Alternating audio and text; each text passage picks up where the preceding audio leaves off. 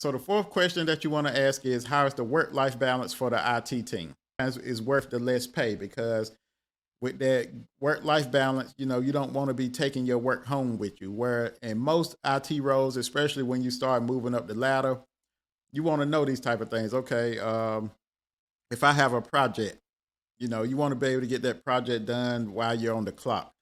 When in some cases, I know that okay, these big projects and what have you, you may have to come home and do some more research, but you don't want that to be an everyday thing. So, but this is where you want to find out what kind of work-life balance this company has. So, what type of work schedule you're going to have? Are you going to be Monday through Friday? Are you going to be 7 days a week?